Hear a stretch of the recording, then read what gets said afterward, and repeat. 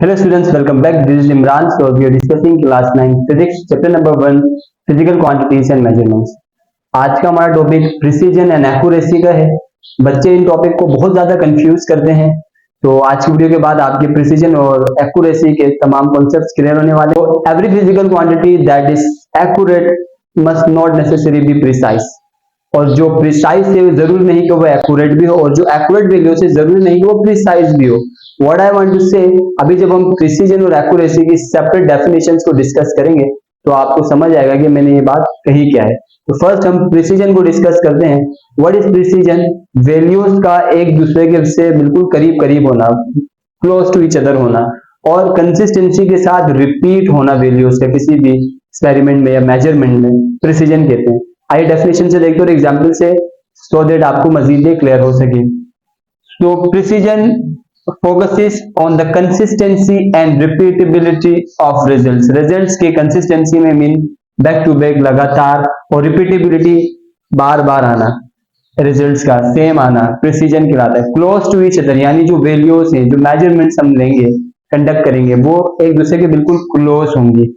If a set of measurements consistently yields similar result, अगर हमें जो है मेजरमेंट्स, हमने बहुत सारे मेजरमेंट्स करी किसी भी फिजिकल क्वांटिटी की, चाहे वो लेंथ हो, मास हो, टाइम हो, एनर्जी हो, कुछ भी हम मेजर कर रहे हैं उसकी काफी सारी हमने जो है मेजरमेंट्स करी, तो क्या आ रहे हैं वो सारी मेजरमेंट्स अगर सिमिलर आ रही हैं विथ लिटिल वेरिएशन और स्केटर, थोड़े से फर्क के साथ, then it is considered to be precise, तब हम उन वैल्यूज को क्या कहेंगे कि वो प्रिसाइज है।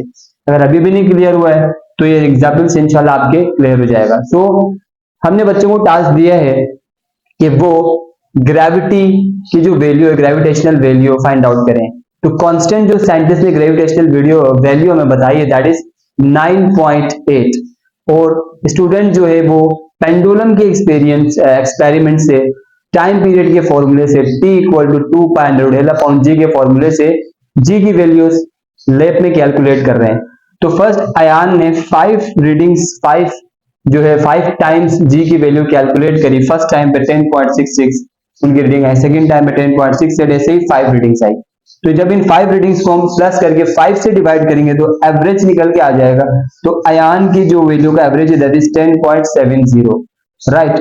ऐसे ही अहमद ने भी रीडिंग्स ली हैं, अहमद की भी सारी वैल्यूज को हम प्लस करके 5 से डिवाइड करेंगे तो एवरेज निकल के आएगा दैट इज 9.8।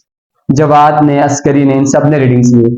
अब हम देखते हैं इनकी रीडिंग्स में किन की रीडिंग जो है वो प्रिसाइज है और किन बच्चों की रीडिंग्स प्रिसाइज नहीं है। तो प्रिसीजन में क्या है कि कंसिस्टेंसी, रिपीटेबिलिटी ऑफ रिजल्ट का बार बार आना, और जो है ना क्लोज टू वैल्यूज के एक दूसरे से क्लोज होना प्रिसीजन कहलाता है, प्रिसाइज वैल्यूज कहलाती है। तो यहाँ पे सारी वैल्यूज सारी प्रिसाइज है, बिकॉज 10 10 10 10 बार बार रिपीट हो रहा है, कंसिस्टेंसी के साथ आ रहा है, और वैल्यू भी एक दूसरे के बिल्कुल करीब करीब है, 6 6 6 8 7 2 7 2 7 4, ज्यादा दूर नहीं है। तो दीज आर प्रिसाइज वैल्यूज। तो अयान की प्रिसाइज रीडिंग आई है। अहमद ने जो रीडिंग्स ली है वो जो है कंसिस्टेंसी नहीं है, इनमें रिपीटेबिलिटी नहीं है, चेंज है, अलग अलग है, क्लोज टू ईच अदर नहीं है बल्कि सेपरेट है, काफी दूर दूर है। 8 9 9 के बाद 10 11, और यहाँ पे भी 5 3 7 0 5 अलग अलग है, सेपरेट है। दैट्स व्हाई अहमद की जो रीडिंग्स हैं दे आर नॉट प्रिसाइज। जबकि जवाद की रीडिंग की बात करें तो यहाँ पे भी सेपरेट वैल्यूज है तो नॉट प्रिसाइज। अस्करी की रीडिंग्स की बात करें तो अस्करी की भी वैल्यूज प्रिसाइज है, बिकॉज 9 9 9 9 सेम रिपीट हो रहा है कंसिस्टेंटली, और वैल्यूज एक दूसरे के बिल्कुल क्लोज है पॉइंट के बाद भी, तो ज्यादा गैप नहीं है। तो अस्करी की भी वैल्यूज है वो प्रिसाइज है।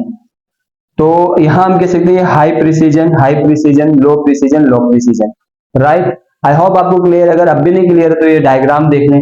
ये है जी डॉट वाली डायग्राम, जहां पे एरो हिट करना होता है स्मॉल सर्किल पे, पॉइंट पे।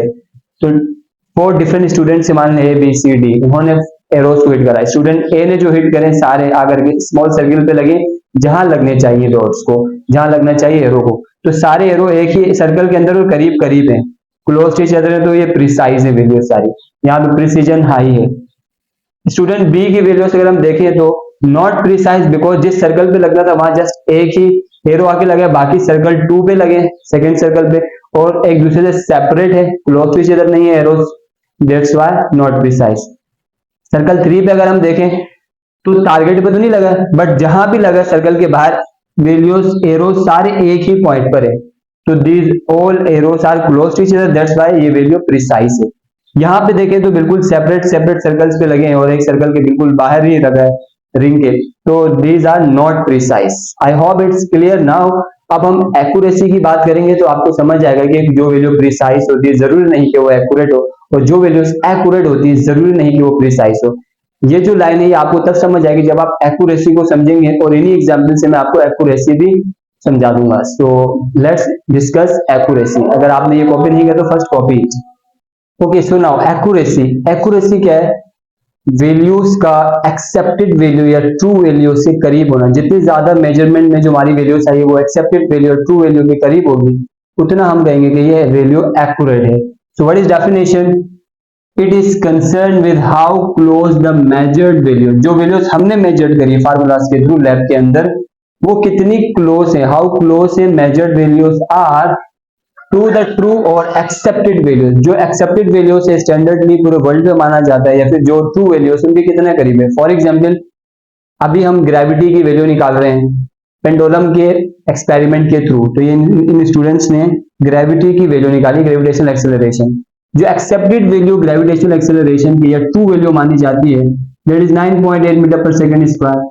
बट ये जो बच्चों के एक्सपेरिमेंट्स हैं वो ये हैं आपके सामने।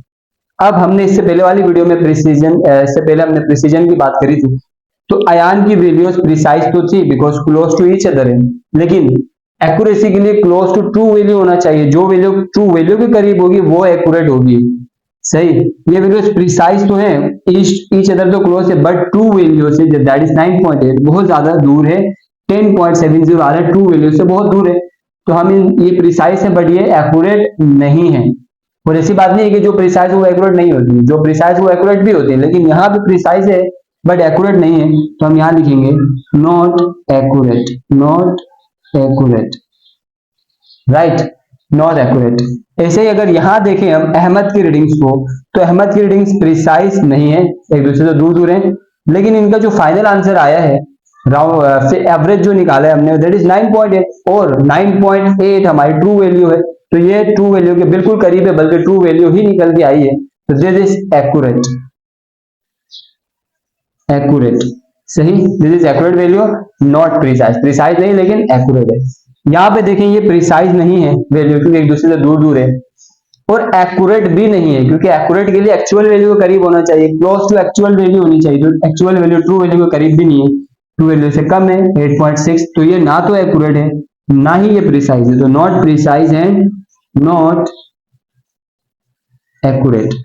और यहाँ पे अस्करी की अगर हम रीडिंग्स को देखें तो ये प्रिसाइज भी है, एक दूसरे के करीब करीब भी, और एक्यूरेट भी, क्योंकि एक्चुअल वैल्यू 9.80 आ रहा है, तो 9.8 आगे 0 आ रहा है और ज्यादा प्रिसाइज वैल्यू है, तो this is accurate also, accurate.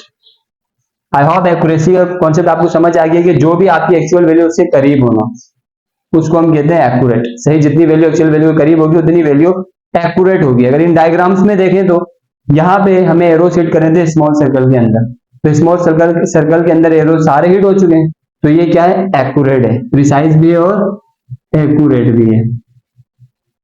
जबकि यहां पर देखें तो स्मॉल सर्कल के अंदर एक वैल्यू, एक जो है एरो लगा है, बाकी सारे बाहर है, तो चले एक तो लगा इसलिए हम इनको एक्यूरेट कह सकते हैं। सही है, accurate, not precise but accurate है।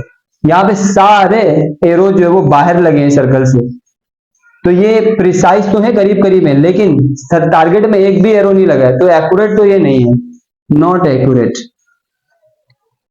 Not accurate, I mean accurate. सही, और यहाँ पे ना ही ये प्रिसाइज है ना ही ये एक्यूरेट है, क्योंकि एक वैल्यू भी आकर के सर्कल पे नहीं लगा, एक एरो भी, तो not accurate, and I mean not accurate.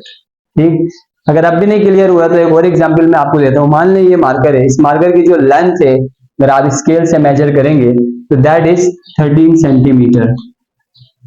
अब मान लीजिए जो 13 सेंटीमीटर जो मैंने लिखा दैट इज ट्रू वैल्यू और एक्सेप्टेड वैल्यू, ट्रू वैल्यू इस मार्कर की 13 सेंटीमीटर। अब मैं आपको कहता हूं कि आप इस मार्कर की लेंथ मेजर करें, और आपने मेजर करी इस मार्कर की लेंथ 12.98, और एक और स्टूडेंट को मैंने मेजर करने को कहा, उसने करा 12.99, और एक और स्टूडेंट को मेजर करने को कहा, उसने 13 सेंटीमीटर मेजर करी।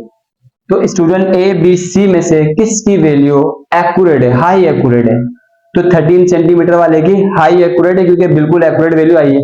उसके बाद एक्यूरेट वैल्यू 12.99 है, एंड देन उसके बाद एक्यूरेट वैल्यू 12.98 है। क्लियर? आई होप एक्यूरेसी का कॉन्सेप्ट आपको समझ आ गया है। तो इसी के साथ इस वीडियो को यहीं पे एंड करते हैं। इंशाल्लाह ताला नेक्स्ट वीडियो में नेक्स्ट टॉपिक पढ़ेंगे। तब तक के लिए पढ़ाई करते रहें। कीप स्माइलिंग, टेक केयर, अल्लाह हाफिज।